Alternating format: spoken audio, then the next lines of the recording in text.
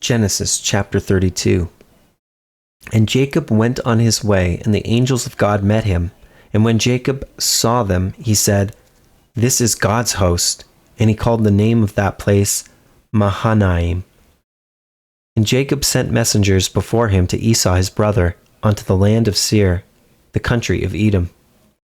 And he commanded them, saying, Thus shall ye speak unto my lord Esau.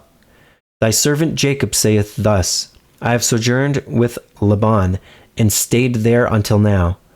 And I have oxen and asses, flocks and men servants and women servants, and I have sent to tell my lord, that I may find grace in thy sight. And the messengers returned to Jacob, saying, We came to thy brother Esau, and also he cometh to meet thee, and 400 men with him. Then Jacob was greatly afraid and distressed, and he divided the people that was with him, and the flocks and herds and the camels into 2 bands, and said, If Esau come to the one company and smite it, then the other company which is left shall escape.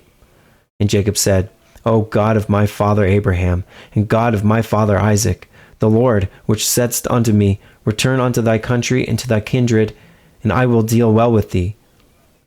I am not worthy of the least of all the mercies and of all the truth which thou hast showed unto thy servant. For with my staff I passed over this Jordan, and now I am become 2 bands. Deliver me, I pray thee, from the hand of my brother, from the hand of Esau, for I fear him, lest he will come and smite me, and the mother with the children. And thou saidst, I will surely do thee good, and make thy seed as the sand of the sea, which cannot be numbered for multitude. And he lodged there that same night, and took of that which came to his hand a present for Esau his brother, 200 she-goats, and 20 he-goats, 200 ewes, and 20 rams, 30 milk camels with their colts, 40 kine, and 10 bulls, 20 she-asses, and 10 foals. And he delivered them into the hand of his servants, every drove by themselves, and said unto his servants, Pass over before me, and put a space betwixt drove and drove. And he commanded the foremost, saying, When Esau my brother meeteth thee, and asketh thee, saying, Whose art thou? And whither goest thou? And whose art these before thee? Then thou shalt say, They be thy servant Jacob's. It is a present sent unto my lord Esau, and behold, also he is behind us.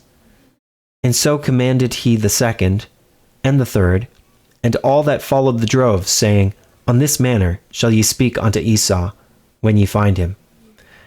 And say ye moreover, Behold, thy servant Jacob is behind us, for he said, I will appease him with the present that goeth before me, and afterward I will see his face.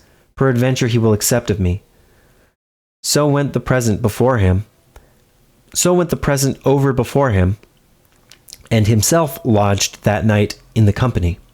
And he rose up that night, and took his 2 wives, and his 2 women servants, and his 11 sons, and passed over the ford Jabbok. And he took them, and sent them over the brook, and sent over that he had.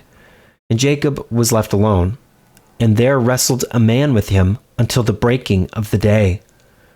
And when he saw that he prevailed not against him, he touched the hollow of his thigh, and the hollow of Jacob's thigh was out of joint. And he, as he wrestled with him, and he said, Let me go, for the day breaketh. And he said, I will not let thee go, except thou bless me. And he said unto him, What is thy name? And he said, Jacob.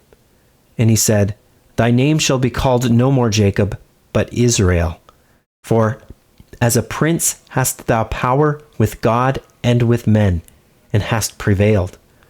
And Jacob asked him, and said, Tell me, I pray thee, thy name. And he said, Wherefore is it that thou dost ask after my name? And he blessed him there. And Jacob called the name of the place Peniel. For I have seen God face to face, and my life is preserved. And as he passed over Peniel, the sun rose upon him, and he halted upon his thigh. Therefore the children of Israel eat not the sinew which shrank, which is upon the hollow of the thigh, unto this day, because he touched the hollow of Jacob's thigh in the sinew that shrank.